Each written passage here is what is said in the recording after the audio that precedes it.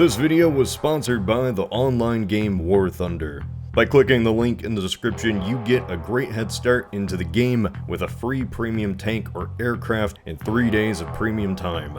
Find out more after the video. Let's talk about World War II.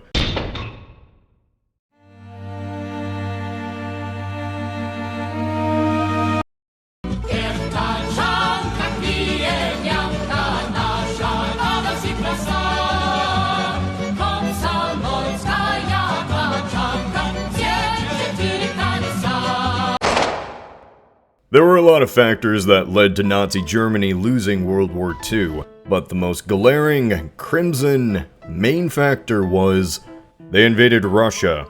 And even though the Germans didn't know it when they crossed into the USSR, they had effectively numbered the days of the Reich. So the question arises when thinking back to World War II. What if Germany just didn't invade the Soviet Union? Now this seems preposterous to think about. Fascism and communism are natural enemies. It wouldn't make sense for them not to fight. But just stick with me. Let's imagine an alternate scenario in a different timeline. Nazi Germany still goes on to conquer most of Europe. However, the one thing Germany doesn't do is invade the Soviet Union.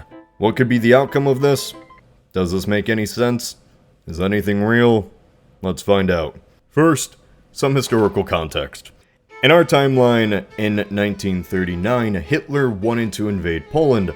He didn't really care about Britain and France shaking their fist at him. All he worried about was how the Soviets would react. Even though the Nazis and Soviets hated one another, both knew they could work together to get some mutual benefit. And so fascists and communists joined hand in hand to march into Poland and slaughter everybody. A brief, tenuous peace was born. It was meant to last for 10 whole years. Stalin was confident that this pact would keep the Soviets and Germans from going to war, believing Hitler wouldn't be stupid enough to fight a two-front war. You know, the logical idea. By 1940, France was dead and Britain was on the brink. Hitler, however, was anxious. He expected that once France was gone, Britain would have lost all hope in the war and would surrender to the Reich. However, Britain just didn't. This is where the cogs in Hitler's head began turning. Perhaps the only reason the British weren't surrendering was because they were hoping for the Russians to defeat Germany.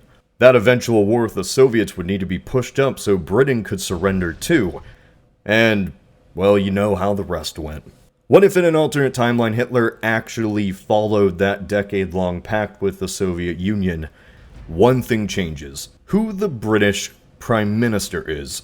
When the war began, Prime Minister Neville Chamberlain, the man who famously declared peace in our time with the Germans, resigned when it was shown that there wouldn't be peace in our time. In his place was the cigar-smoking, gruff bowling ball of a man we all know as Winston Churchill, who came to power and had one goal: no surrender. As long as Churchill is Prime Minister, Britain doesn't surrender. So, in this alternate timeline, Chamberlain never resigns. With the fall of France, the Parliament, with Chamberlain at the head, is far more likely to surrender to the Germans and recognize that the Reich controls Europe. Now, it's not like Britain was out of the war if Germany did control Europe. All that matters is whether the politicians at the time momentarily believed it. Whether they actually would is extremely unlikely. It's just more likely than if Churchill was in power. The main thing that matters is Britain surrenders, Hitler gets what he wants, and celebrates the victory. Stalin does not. Stalin is often made fun of for not foreseeing the German invasion. He believed that the Germans would never fight a two-front war. He thought it would be suicidal for Germany to do so. And he was right. Because he thought this, he wanted nothing more than to delay the inevitable war as long as possible. As long as Britain held out against the Germans, to Stalin, the Russians would be safe for now. Even when evidence came in showing this was the contrary, he still held on to it. This changes in an alternate timeline where Britain surrenders. This mindset goes out the window. An action had to be taken. Instead of Russia being caught off guard and confused like in our timeline, Stalin begins to mobilize his forces for a defense of Russia, and most importantly, an invasion.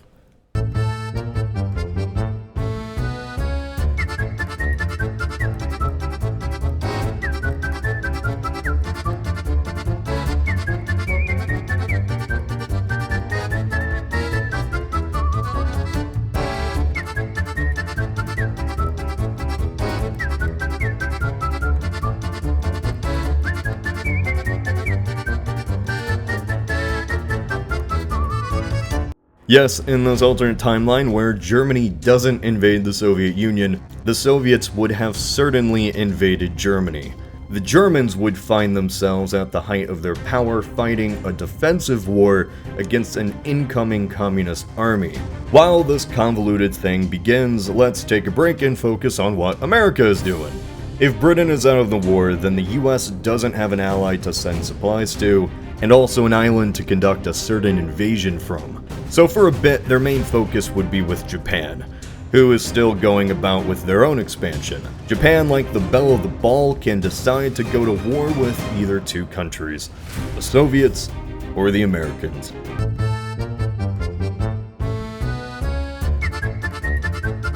Okay, so now going back into Europe. A war where the Soviets invade Germany would be a confusing thing to predict. Think of it as a scenario to ponder. Here are a few little facts I think you could consider and come to your own conclusion for how such a war could end. 1. If Germany declares war in the United States, then the US would give weapons and supplies to the Soviets through the Lend-Lease Act to fight against their enemy. 2. If Germany conquers the British and uses their territory, then they have access to oil from the Middle East, allowing them to maintain their industry instead of needing to invade southern Russia for oil. I think the main thing that could be taken away from this is that a war where the Germans are instead invaded by the Russians would be a far more confusing affair for the rest of the world.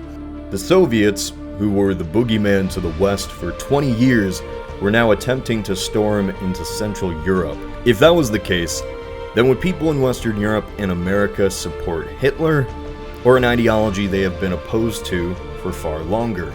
The fate of Europe, fought between two authoritarian despots. These seem like strange events to ponder, but this scenario was based on the ideas that both Hitler and Stalin contemplated over during the years of 1939 and 1940. A war was going to happen.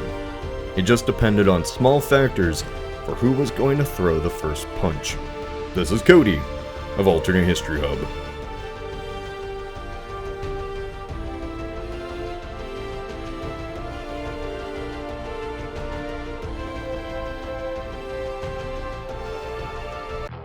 Special thanks to War Thunder for sponsoring this video. All my friends play War Thunder.